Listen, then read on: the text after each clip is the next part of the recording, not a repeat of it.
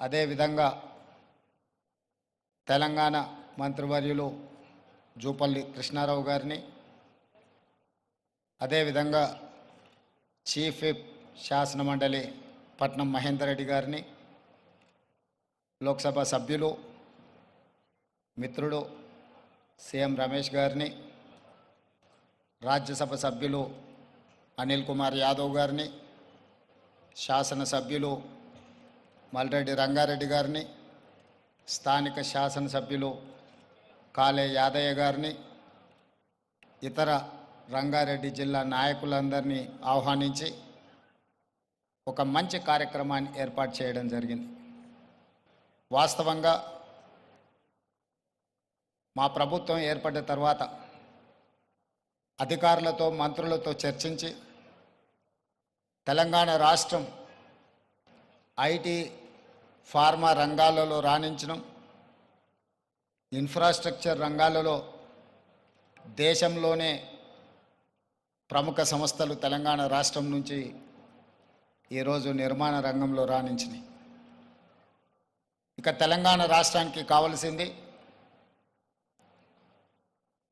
Temple tourism, health tourism, eco tourism. ఒక రాష్ట్రం యొక్క ఆదాయం పెరగాలి, ఒక రాష్ట్రానికి గుర్తింపు రావాలి అని అంటే పరిశ్రమలు, పెట్టుబడులే కాదు, ఆ రాష్ట్రంలో ఉన్న టెంపుల్ టూరిజం, ఎకో టూరిజమే ఆ రాష్ట్రం యొక్క ఆదాయాన్ని పెంచడమే కాకుండా రాష్ట్రం యొక్క గుర్తింపు, గౌరవాన్ని కూడా పెంచుతుంది.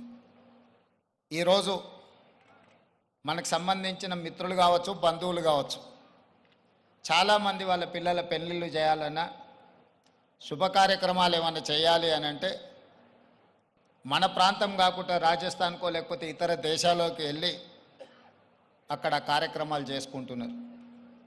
దానికి ప్రధానమైన కారణం ఆ ప్రాంతంలో ఉండే టెంపుల్ టూరిజం, అదేవిధంగా ఎకో టూరిజం. వీటితో పాటు ఎవరిని కదిలిచ్చినా మన వాళ్ళని బెంగళూరు జిందల్లో జాయిన్ అయినని కొంతకాలము అని చెప్పి చెప్తూ ఉంటారు. మనం ఈరోజు మందిరాలను దర్శించుకోవాలంటే తమిళనాడుకో ఇతర రాష్ట్రాలకో వెళ్తున్నాం. ఫారెస్ట్లో ప్రకృతి సహజ వనరులను చూడాలి అంటే మధ్యప్రదేశో లేకపోతే ఇతర రాష్ట్రాలకు వెళ్తున్నాం. అదేవిధంగా హెల్త్ టూరిజం విషయంలో కూడా మనం ఎక్కడెక్కడికో వెళ్ళాల్సిన పరిస్థితి. కానీ అన్ని సహజ వనరులు ఉన్న తెలంగాణ రాష్ట్రంలో ఇప్పటి వరకు ప్రభుత్వాల దృష్టి ఈ హెల్త్ టూరిజం మీద, ఎకో టూరిజం మీద, టెంపుల్ టూరిజం మీద ఫోకస్ లేకపోవడం వల్ల అద్భుతమైన ఆలయాలు ఉన్న తెలంగాణ రాష్ట్రం, అది 1000 స్తంభాల గుడి కావచ్చు, యునెస్కో గుర్తింపు పొందిన రామప్ప మందిరం కావచ్చు, లేకపోతే శ్రీశైలం కావచ్చు, రాజన్న వేములవాడ రాజన్న మందిరం కావచ్చు, ఇట్లాంటి చాలా మందిరాలు, ప్రపంచ ప్రఖ్యాతిగాంచిన మందిరాలు మన దగ్గర ఉన్నాయి.